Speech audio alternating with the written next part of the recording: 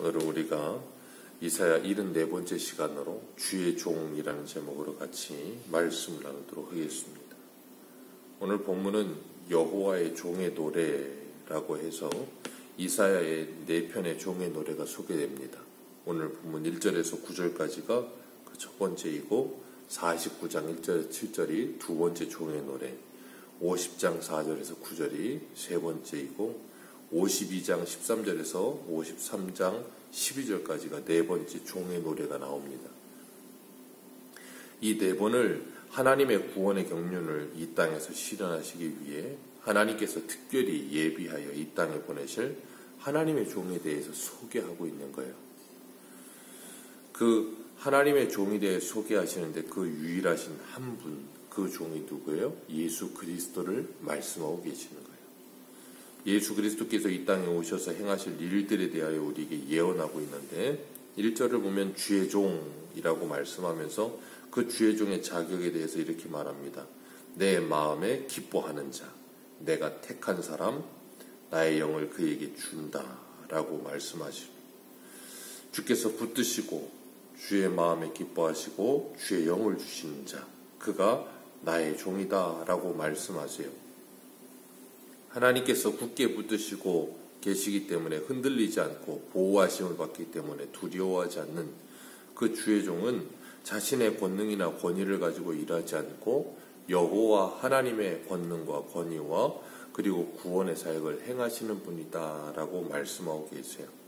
그래서 내 마음에 기뻐하는 나의 택한 사람을 보라 그러셨어요. 하나님의 마음에 기뻐하는 사람. 마태복음 17장에 보면 예수님께서 베드로, 요한, 야고보를 데리고 변화산으로 가십니다. 그리고 거기서 엘리야와 모세와 함께 예수님의 별세에 대하여 상의하십니다. 그리고 호련히 구름을 덮고 그 구름 가운데 하나님께서 말씀하세요. 이는 내 사랑하는 아들이요 내 기뻐하는 자니 너희는 저의 말을 들으라 하십니다. 그리고 제자들이 엎드려져서 심히 두려워하는데 예수님께서 손을 대시면서 일어나라 두려워하지 말라 그러니까 그 제자들에게 오직 예수만 보이더라 그렇게 말씀하고 있습니다. 하나님께서는 오늘 우리들에게도 말씀하십니다. 내가 붙드는 나의 종, 내가 기뻐하는 나의 택한 사람인 이 예수 그리스도를 바라봐라. 그리고 그분의 말씀에 순복해라 우리에게 말씀하고 계시는 거예요. 그리고 나의 신을, 나의 영을 그에게 주었다라고 말씀하세요. 예수님께서 세례 요한에게 세례를 받으실 때 성령이 비둘기같이 위에서 내린다는 것을 세례 요한이 보았다 그랬어요. 그런 것처럼 예수님께서 하나님의 종으로 이 땅에 오시고 하나님의 뜻대로 성령에 이끌리어 이방의 공의를, 이방의 정의를 베푸시는 분으로 오신다는 걸 우리에게 말씀하시는 겁니다. 그래서 3절 보면 우리 3절 같이 한번 읽겠습니다. 시작.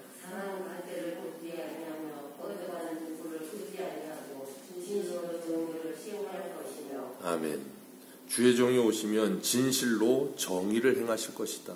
4절에도 보면 세상의 정의를 세우시기 위하여 세상의 정의를 세우실 것이다. 그렇게 말씀하세요. 진실로 정의를, 세상의 정의를 세우신다.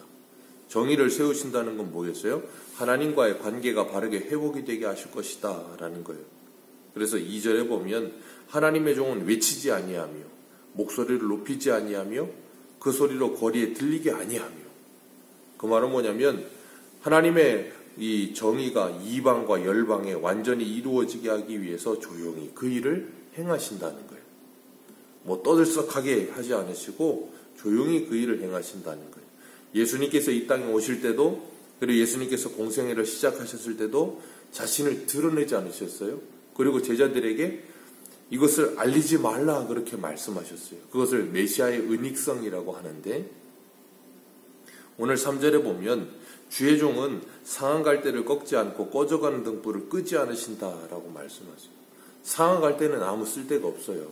그리고 꺼져가는 등불은 이제 꺼질락 말락 하고 있기 때문에 누가 거기다가 뭐 기대하지 않습니다. 그런데 아무 쓸데없는 갈대를 꺾지 않고 귀히 보신다는 거예요. 그 주의 종이 오시면 그렇게 상한 갈대와 같은 자들을 귀히 보실 것이라. 우리가 어제도 말씀을 같이 마태복음 9장의 말씀을 나누었지만 예수님께서는 의인을 부르러 오지 않으셨고 죄인을 부르러 오셨다 그러셨어요. 의원은 병자에게 쓸모 있는 것이지 건강한 자에게 쓸모 있는 것이 아니다. 주님 말씀하시면서 세리였던 마태를 부르시고 그리고 창기들과 함께 하셨고 그리고 죄인들과 함께 하셨어요. 그 상한 갈대와 같은 우리와 함께 하시면서 우리를 구원하시고 꺼져가는 등불과 같은 우리들에게 긍휼을 여겨주시며 하나님의 진리로 정의를 세우시는 거예요. 그리고 우리로 하여금 너희들도 그렇게 하나님의 공의와 정의를 세우라라고 말씀하시는 거예요. 그렇기 때문에 우리 주변에 상한 갈대처럼 꺼져가고 있는 등불처럼 서 있는 연약한 사람들을 향해 우리에게 달려가라고 말씀하고 계시는 거예요.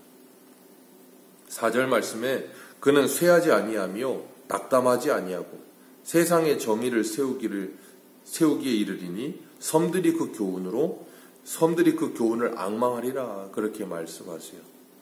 그는 쇠하지 않고 낙담하지 않으면 세상의 정의를 세우실 것이라. 예수님께서 이 세상에 와서 하나님의 정의를 세우시기 위해서 누가 방해를 하건 누가 시험을 하건 누가 괴롭히시건 그것과 상관없이 예수님은 묵묵히 주님의 정의를 세우시기 위해 그 십자가의 길을 걸어가신다는 거예요. 그런 것처럼 우리들도 이 땅을 살아가면서 믿음으로 살아갈 때 세상에서 어떤 걸림돌 같은 일들이 찾아온다 할지라도 우리는 그 믿음으로 그 모든 일들을 끝까지 수행해 나가는 거예요. 주님이 걸어가신 것처럼 우리도 그 길을 걸어가는 겁니다. 오늘 6절과 7절에 보면 하나님께서 이렇게 표현하세요.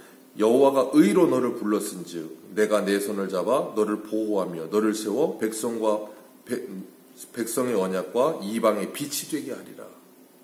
하나님께서 의로 예수 그리스도를 부르시고 하나님의 손으로 잡으시고 보호하시며 하나님의 백성의 언약과 이방의 빛이 되게 하신다. 예수 그리스도께서 세상의 빛으로 이 땅에 찾아오시는 거예요. 그래서 악이 더 밝게 드러나고 의인은 그 의가 더 밝게 드러나게 하시는 거예요. 그래서 악인과 의인을 구별하시고 하나님께서 하나님의 나라를 온전히 세우신다. 예수 그리스도를 통해 그 일을 하시겠다라고 우리에게 말씀하시는 거예요. 그리고 우리에게도 이방의 빛으로 너희는 세상의 빛이라 라고 말씀하시면서 너희의 착한 행실을 세상 사람들에게 보여 그들로 하여금 하나님께 영광을 돌리게 하라. 그렇게 우리도 하나님께서 부르고 계신다는 것을 우리는 기억해야 될 줄로 믿습니다. 우리를 부르시면서 하나님께서 우리의 손을 잡아 우리를 보호하시며 우리를 세워 빛이 되게 하시겠다라고 말씀하세요. 그렇기 때문에 7절 말씀 우리 같이 한번 읽습니다. 시작. 내가 눈먼 자들의 눈을 밝히며 갇힌 자를 감옥에서 이끌어내며 흑암에 앉은 자를 감방에서 나오게 하리라. 아멘. 주의 영이 계신 곳에 자유함이 있게 할 것이라. 하나님께서 우리들에게 우리를 묶고 있던 우리를 가두고 있던 모든 것들로부터 자유를 주시겠다. 눈먼 자들이 눈을 밝아지게 하심으로 마태복음에 주님께서 이런 말씀하시죠. 눈이 밝으면 온 몸이 밝으리니 눈은 몸의 등불이라 그러셨어요. 우리의 눈이 밝아지면 온 몸이 우리의 온 행실이 밝아지는 거예요. 우리를 가두고 있고 우리를 묶고 있던 모든 것들, 우리를 중독시키고 우리를 놓아주지 않던 죄악들, 우리의 옛사람의 본성들, 그 모든 것들이 우리가 영적인 눈을 뜨면 보게 될 거라는 거예요. 그리고 거기서부터 뭐예요? 도망쳐 나오게 하시겠다는 거예요. 그래서 이사야 40장에 주님께서 이런 40장이 아니고 이사야 30장이죠. 이사야 32장인가요? 거기 보면 주님께서 그러시잖아요. 고생의 떡과 환난의 물은 다시 너희들에게 먹을 것이나 다시는 너희들에게 스승을 숨기지는 아니하리라. 그리고 그분이 우리 뒤에서 말소리가 나서 좌로나 우로나 치우치지 않게 하며 정로로 걷게 하시고 우리 속에 부어 입힌 그 금과 은으로 만든 우상들을 내어 던져버리게 할 것이라. 우리의 눈을 밝혀주시니까 우리가 더러운 것들이 보여지기 시작하는 거예요. 우리의 죄가 얼마나 더러운지 깨닫게 되고 우리를 가두고 있던, 우리를 붙들고 있던, 놓아주지 않는 그 죄, 그리고 우리를 족쇄처럼 붙들고서 놓아주지 않는 그 중독되고 있는 모든 것들, 그것들이 얼마나 더럽고 얼마나 그것들이 비참한 것인지를 깨닫게 하신다는 거예요. 그래서 예수 믿고 술 끊고 담배를 한순간에 끊는 사람들도 보면 갑자기 술이 너무 써서 먹을 수가 없고 갑자기 담배가 너무 독해져서 피울 수가 없게 되는 경우가 생긴다고 하잖아요. 그런 것처럼 하나님께서 우리들을 이방의 빛으로 세우시기 위해 그렇게 우리들을 거기서 건져내신다라고 말씀하시는, 베드로도 이렇게 말하잖아요. 우리를 그 아름다운 덕을 선전하게 하려 하십니다. 주님께서 우리에게 자유를 주셔서 그런 일을 하게 하시겠다라고 말씀하세요. 예수님께서 세례 요한의 제자들이 찾아와서 오실 그이가 당신입니까?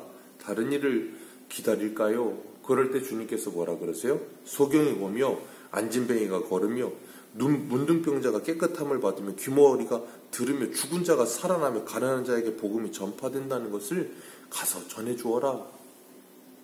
이사야에 말씀하고 있는 그 메시아가 오면 이루어질 일이 너희들의 눈앞에 이루어지고 있는 것을 보고 가서 전해주라는 거예요.